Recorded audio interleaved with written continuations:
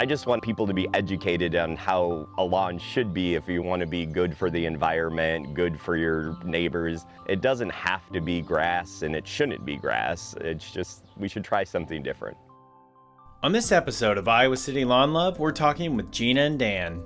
I'm a biologist. I have a master's in more of a conservation biology background, so I already knew how important native plants are to supporting our local and regional pollinators and wildlife. When they bought their house in 2016, Gina knew immediately that she wanted to transform the yard, which was mostly turf grass.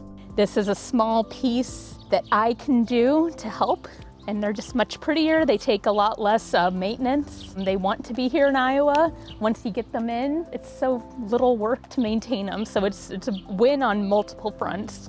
For Dan, it was a new idea, but one that quickly won him over.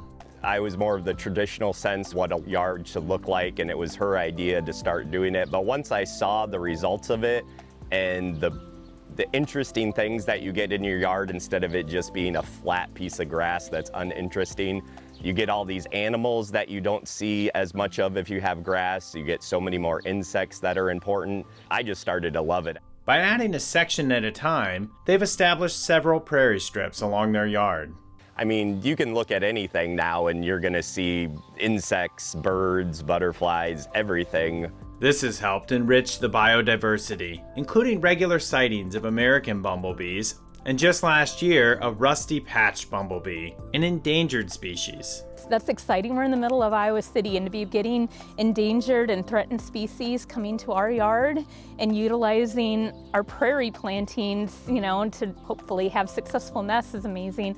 And another huge benefit it is a lot of work to get it started, but then over years you're saving time because I don't have to do any maintenance once our prairie is up and going. It takes care of itself and is almost no maintenance. If you're thinking, I want to be like Gina and Dan, they've got some practical advice to get you started in the right direction. Start small. I mean, it's not just because you want to replace it doesn't mean you have to replace a huge area. I mean, just do like a 5 by 5 foot square and see how it works for you, if you enjoy the results of it, and you can always easily expand from there. I know a lot of people get concerned about, well, is someone going to think that I'm just being neglectful of my lawn? Putting out wildlife signs of why you're doing this and trying to make it look intentional should help your neighbors be a little more understanding about why you're doing what you're doing. You can easily find gardening groups online who can help you get started. This is a community that's generous with their time and knowledge.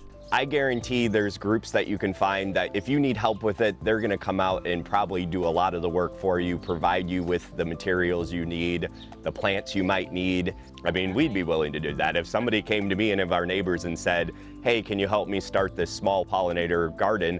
I would come out and do exactly what I've done to my own yard, give them the plants that we have extra and help them with it. Because it's not about my yard, it's about mostly helping the environment. And the more people who do it, the more of an impact. There's some small bee species that a yard like ours is enough, but larger species need a larger place. So if more people did what we did, you're increasing that island and you're having more of an effect, you're having more of an impact the more people who do this.